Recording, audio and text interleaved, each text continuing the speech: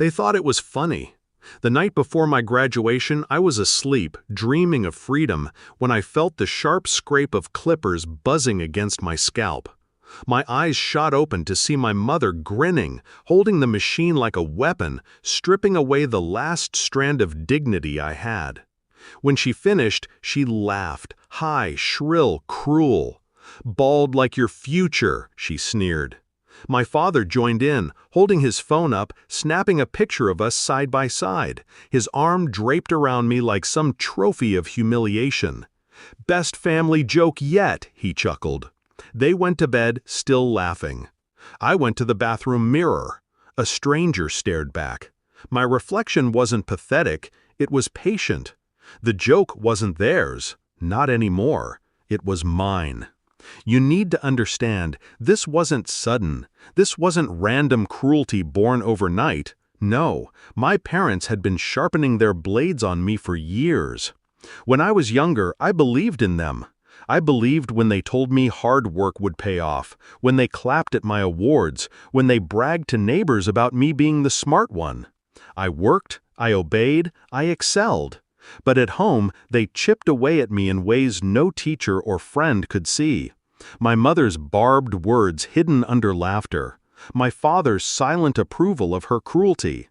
His camera always ready to immortalize my pain. They weren't raising me, they were rehearsing their comedy. I never fought back. I smiled. I endured. Because inside, I was watching, and I was planning. Their mistake was believing humiliation broke me. It didn't. It taught me. I started collecting everything. My father's hidden gambling debt emails, the pictures of his late-night visits to a woman who wasn't my mother, the credit card statements he thought I couldn't access, my mother's prescription refills for pills she bought under a fake name, the secret messages she sent to her church friend that weren't about God. I became their shadow, their mirror.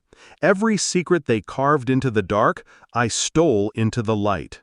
By the time they shaved my head, I had enough evidence to burn them down twice over.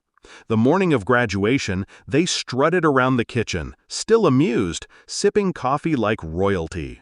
My scalp stung, my gown hid the scars of their laughter, but inside, I was calm. "Smile," my dad said as he raised his phone.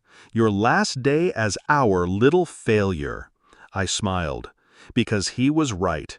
It was my last day as theirs. At the ceremony, I walked across the stage bald, head high, diploma in hand. Their laughter echoed from the bleachers. But what they didn't know was that the real stage was waiting after the applause. That night, I uploaded everything. Not in anger, not in haste, with precision.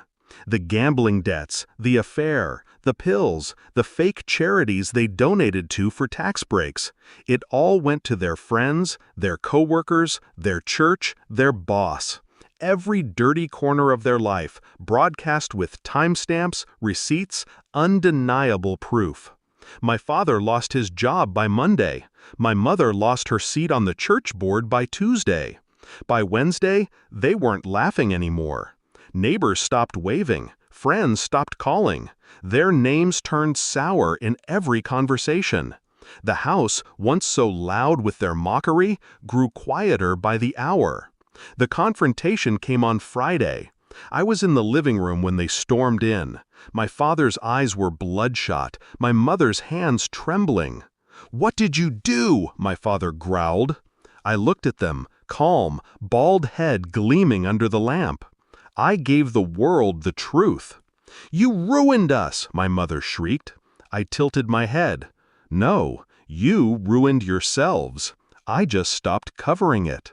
For once, there was no laughter, no camera, no joke, only silence, the kind that suffocates. They tried to rebuild their image, but reputation is fragile. Once shattered, it cuts deeper than any blade. Their friends avoided them, their money drained into debts, and their once proud house became a cage of whispers. Every time my father opened his phone, that picture he'd taken of me bald and humiliated stared back. Every time my mother walked past the mirror, she saw the daughter who didn't cry, who didn't break, who turned their cruelty into their curse. I left soon after, diploma in hand, future in front of me. Bald? Maybe, but free, and sharper than ever. Now when I look back, I don't see the clippers or hear the laughter. I hear silence. The silence of two people choking on the taste of their own medicine. And I smile, because they taught me their favorite lesson, how to turn pain into comedy.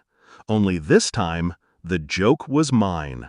And it was the last one they'll ever laugh at.